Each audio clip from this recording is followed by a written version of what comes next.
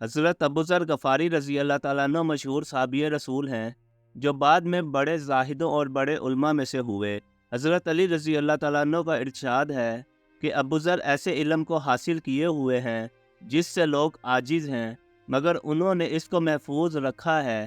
جب ان کو حضور اقدس حضرت محمد مصطفیٰ صلی اللہ علیہ وسلم کے نبوت کی پہلی خبر پہنچی تو انہوں نے اپنے بھائی کو حالات کی تحقیق کے واسطے مکہ بھیجا کہ جو شخص یہ دعویٰ کرتا ہے کہ میرے پاس وحی آتی ہے اور آسمان کی خبریں آتی ہیں، اس کے حالات معلوم کرے اور اس کے کلام کو غور سے سنے۔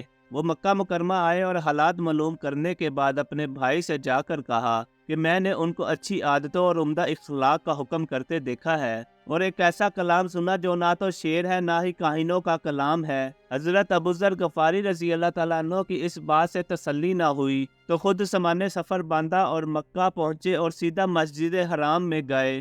رسول کائنات حضرت محمد مصطفیٰ صلی اللہ علیہ وسلم کو پہچانتے نہیں تھے اور کسی سے پوچھنا مصلحت کے خلاف سمجھا۔ شام تک اسی حال میں رہے۔ شام کو حضرت علی رضی اللہ تعالیٰ عنہ نے دیکھا کہ ایک پردیسی مسافر ہے۔ مسافروں کی، غریبوں کی، پردیسیوں کی خبرگیری، ان کی ضرورتوں کا پورا کرنا اور ان حضرات کی گھٹی میں پڑا ہوا تھا، اس لیے ان کو اپنے گھر لے آئے، میزبانی فرمائی، لیکن ان کے پوچھنے کی کچھ ضرورت نہ سمجھی کہ کون ہو، کیوں آئے۔ مسافر نے کچھ بھی ظاہر نہ کیا۔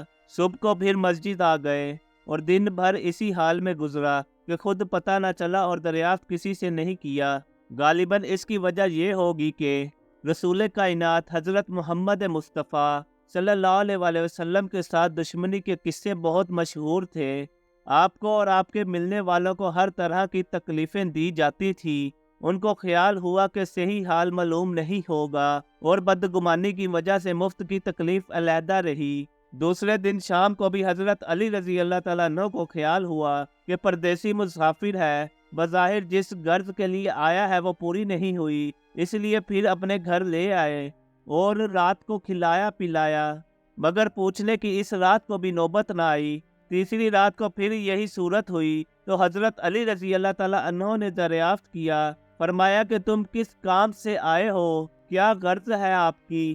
تو حضرت ابو ذر غفاری رضی اللہ تعالیٰ عنہ نے پہلے ان کو قسم اور عہد و پیمان دیے اس بات کے کہ وہ صحیح بتائیں، اس کے بعد اپنی غرض بتلائی۔ حضرت علی رضی اللہ تعالیٰ عنہ نے فرمایا کہ وہ بے شک اللہ کے رسول ہیں اور صبح کو میں جب جاؤں تو تم میرے ساتھ چلنا، میں وہاں تک پہنچا دوں گا، لیکن مخالفت کا زور ہے، اس لیے راستے میں اگر مجھے کوئی شخص ایسا ملا جس سے میرے ساتھ چلنے کی وجہ سے تم پر کوئی اندیشہ ہو تو میں اپنا جوتا درست کرنے لگوں گا، تم سیدھے چلنا، میرے ساتھ ٹھہرنا نہیں جس کی وجہ سے تمہارا میرا ساتھ ہونا معلوم نہ ہو۔ چنانچہ صبح کو حضرت علی رضی اللہ تعالیٰ عنہ کے پیچھے پیچھے حضور اقدس حضرت محمد مصطفیٰ صلی اللہ علیہ وسلم کی خدمت میں پہنچے۔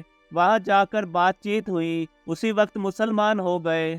رسول کائنات حضرت محمد مصطفیٰ صلی اللہ علیہ وسلم کی خدمت میں پہنچے۔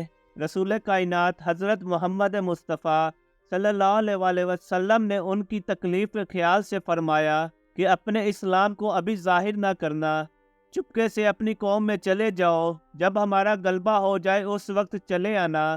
انہوں نے عرض کیا، یا رسول اللہ صلی اللہ علیہ وسلم، اس ذات کی قسم جس کے قبضے قدرت میں میری جان ہے کہ اس کلمہ توحید کو ان بے ایمانوں کے بیچ چلا کے پڑھوں گا۔ چنانچہ اسی وقت مسجد حرام میں تشریف لے گئے اور بلند آواز سے اشہد ان لا الہ الا اللہ واشہد ان محمد رسول اللہ اونچی آواز سے پڑھا۔ چاروں طرف سے لوگ اٹھے اور اس قدر مارا کہ زخمی کر دیا، مرنے کے قریب ہو گئے۔ رسول کائنات حضرت محمد مصطفیٰ صلی اللہ علیہ وسلم کے چچا حضرت عباس رضی اللہ تعالیٰ عنہ، جو اس وقت تک مسلمان بھی نہیں ہوئے تھے، ان کے اوپر بچانے کے لیے لیٹ گئے اور لوگوں نے کہا کہ کیا ظلم کرتے ہو، یہ شخص قبیلہ غفار کا ہے اور یہ قبیلہ ملک شام کے راستے میں پڑتا ہے، تمہاری تجارت وغیرہ سب ملک شام کے ساتھ ہے، اگر یہ مر گیا تو شام کا آنا جانا بند ہو جائے گا۔ اس پر ان لوگوں کو بھی یہ خیال ہوا کہ ملک شام سے ساری ضرورتیں پوری ہوتی ہیں، وہاں کا راستہ بند ہو جانا مصیبت ہے، اس لیے ان کو چھوڑ دیا۔ دوسرے دن پھر اسی طرح انہوں نے جا کر پھر آواز بلند کلمہ پڑھا، اور لوگ اس کلمے کے سننے کی تاب نہ لا سکتے تھے، اس لیے ان پر ٹوٹ پڑے۔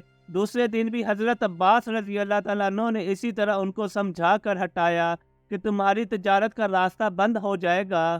رسول کائنات حضرت محمد مصطفیٰ صلی اللہ علیہ وآلہ وسلم کے اس ارشاد کے باوجود کہ اپنے اسلام کو چھپاؤ، ان کا یہ فعال حق کے اظہار کا ولولہ اور غلبہ تھا۔ جب یہ دین حق ہے تو کسی کے باپ کا کیا جاتا ہے جس سے ڈر کر چھپایا جائے؟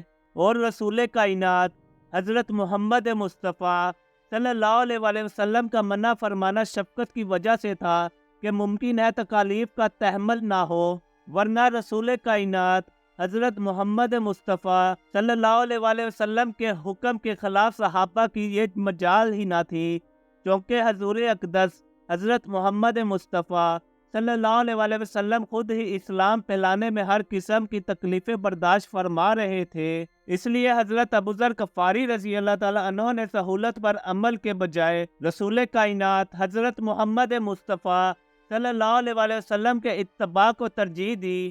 یہی ایک چیز تھی جس کی وجہ سے ہر قسم کی ترقی، چاہے وہ دینی ہو یا دنیاوی، صحابہ کرام رضی اللہ تعالیٰ عنہ کے قدم چوم رہی تھی اور ہر میدان ان کے قبضے میں تھا۔ جو شخص بھی ایک مرتبہ کلمہ شہادت پڑھ کر اسلام کے جھنڈے کے نیچے آتا تھا، بڑی سے بڑی قوت بھی ان کو روک نہ سکتی تھی، اور نہ بڑے سے بڑا ظالم ان کو دین کی اشاعت سے ہٹا سکتا تھا۔ دعا ہے کہ اللہ تعالی ہم سب کو صحابہ کرام رضی اللہ تعالیٰ عنہ کے نقش قدم پر چلنے کی توفیق عطا فرمائے۔